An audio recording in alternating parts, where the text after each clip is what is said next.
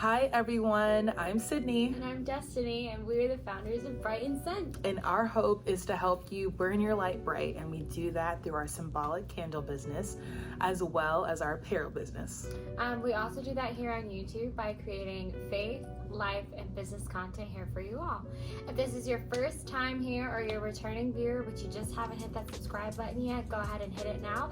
Like this video, hit the notification bell so you're notified every time we make a video or post a video, and then share this video with someone that you think would benefit from hearing it, or just to like help us push our brand out there. Feel free to share it for us, and comment if you have any questions, video ideas for us to do, or even comments about what we talk about today. We wanted to come and talk about tips and things that you can do with your business partner to avoid the drama, the chaos of starting a business with your best friend, with your partner, a family member, whoever.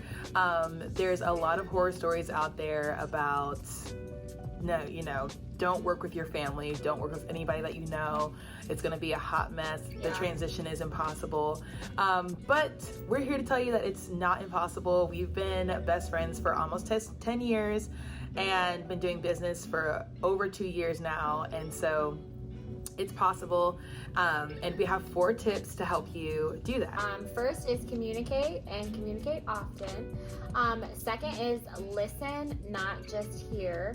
Third is hold each other accountable. And then the fourth is talk about and do things other than work. So the first one that she mentioned is communication. It's so important to communicate with your business partner, best friend.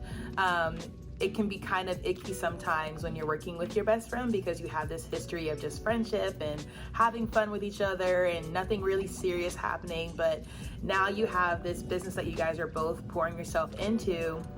And it's really important to make sure that you communicate the thoughts that you have, the things that you want to discuss, and communicate often. So we try to do that through like weekly meetings, making sure that everything is documented, that we're not just assuming somebody knows, but we actually have texted or sent an email or put it in a Google Sheet or a Google Doc or the calendar or whatever organizational tools that you guys use to communicate. Second thing is listen, not just hear. And just to kind of briefly share, when I say not just hear, like don't just have like the physical responsive hearing. Listen to what they say by hearing them, processing it in your brain, thinking about it.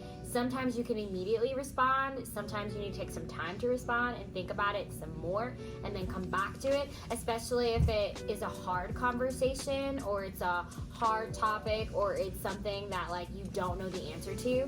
You want to actually hear them and then think about it so that way you can come back with a good response or the questions that you need to answer. It's like we recently had a meeting where we sat down and I came to Sydney with some ideas that I had about kind of restructuring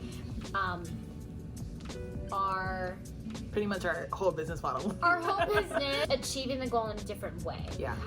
And that's just some ideas that I had. And as you guys know, we've talked about our vision and like where this came from, the birth of this, and it came out of something that she had.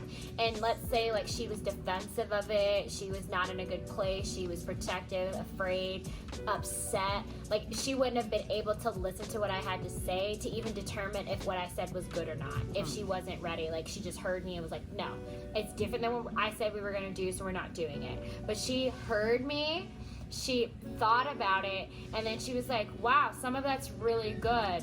Yeah, I think we should do some of those things. Here are my thoughts on it immediately. And then we've had kind of a couple days even since that conversation to kind of go back to it and adjust it and really piece through. Remember that your partner, your business partner, has the same goal as you, success. Yeah, and then our third one is holding each other accountable. So it's important to take the things that you want to communicate those, the other person listen. Now we're open and now we're liable to hold each other accountable to that. When I say I want to do something, or I say that I'm gonna do something, like her holding me accountable to that. and vice versa. It's really important to make sure that whatever vision you have for the business, make sure that you're partnered with someone who is going to always remind you of the greater and grander vision and hold you accountable to that when you get discouraged or when you are struggling to kind of keep with your accountability and helping each other stay accountable. So, for example, you know, if there's vendors that need candles for things, I can just kind of get upset that she's not holding up her end of the bargain in terms of deadlines. Or like we can come together and be like, okay, let's create a spreadsheet. Let's create a Google Doc. Let's make sure that everything that needs to be in the calendar is in the calendar to help hold each other accountable to that. So her communicating, can you put these in the Google Calendar? That helps me, that helps keep me accountable to these deadlines.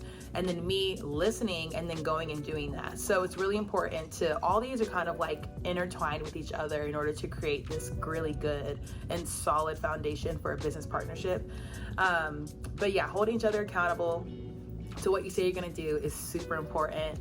And if you do that and communicate effectively in order to do that, you will make sure that, you know, your business is going to be successful as it continues to grow and expand. You just get offended because you're like, I thought you cared about me and you would do this for me, but you didn't do it. And you can get mad, but ultimately it's not that deep if you just like wrote it down and came back to them, or you gave them like a numerical value, like, hey, could you do this by Tuesday, instead of saying, hey, could you just do this when you have time? Because your when you have time is different. Unless that really means when you have time. If it doesn't mean that, don't say that it means that. Like, that's so vague. Like, say, hey, I need this done by Tuesday because I have to do something with it on Wednesday or Thursday. So could you please have it done Tuesday? It takes no energy to say that. So the last thing, and arguably I wouldn't say it's the most important to having a good business relationship, but I would say it's very for important longevity, to maintain longevity and have a really good working relationship with someone that you had a relationship with before the business, is talk about stuff other than the business and do things together other than the business. So Sydney mentioned that, for example, right now she's so we live in different states. We're from the same state, but we live in different states. And she's actually visiting me. We've been hanging out. It's really good. Okay, but don't take your time. Well, go on then. Go on, get. Shoot. Sydney's here helping me move, and she's been here for a week.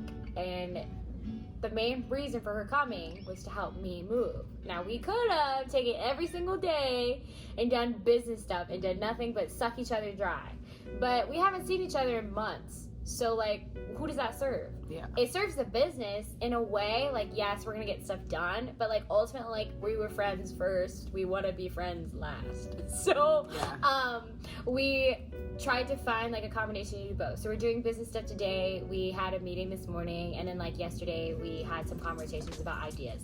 So, and we just jotted them down. But for the most part, this time is about spending time together. So making sure that you do things together and you're intentional with your time, because you want to have a good working relationship, and you want you obviously liked the person enough to start a business with them. Yeah. So don't let it get to the point where you don't like them. Maintain that friendship, because ideally you'd still be friends with them had you not had the business. So why let that part of your relationship die simply because you're not intentional? Yeah. You know? So just be intentional to if you say you have a week, we talked about having communication, we have a weekly meeting. First 10 minutes of that meeting is, how are you?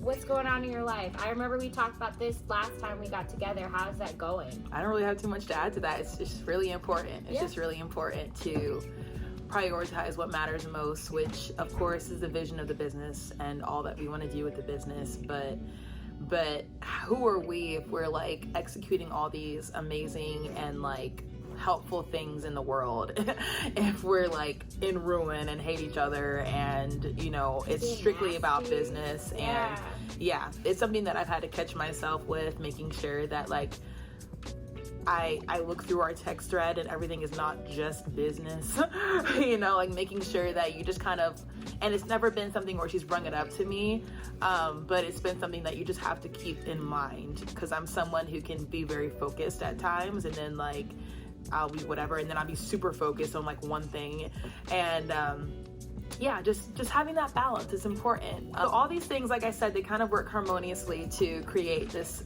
great foundation for you to work with someone that you're close with. It is possible. Don't let them fool you and think that the minute that you step into any type of partnership really, that it's gonna end up in ruin and you're gonna hate each other. Like, there is hope if you do the work to sustain the good relationship that you had before you stepped into any sort of partnership, but especially one that involves money, and business and goals that are bigger than just you, or that person. So yeah, so I think that, anything else you want to say? No, I hope you enjoyed this video. Yeah. Please like, comment, subscribe. We have share. a lot coming down the pipeline that we're really excited about, that do go beyond, and there were things that she brought to me that I was able to hear, and so now you guys are going to get to experience it soon enough. But until then, yes, everything she just said, enjoy our YouTube channel. If there's things that you want us to talk about in pertaining to business, friendship, life, content creating is hard, so please help us out. Like, this is for you. Yeah. Like, as much as it's for us and we enjoy it, it's for you. You're the consumer of this. So if there's things you want to consume that you'd like us to consider, share them with us. Yes, let us know. But until the next video, we will see you later. Bye. Bye.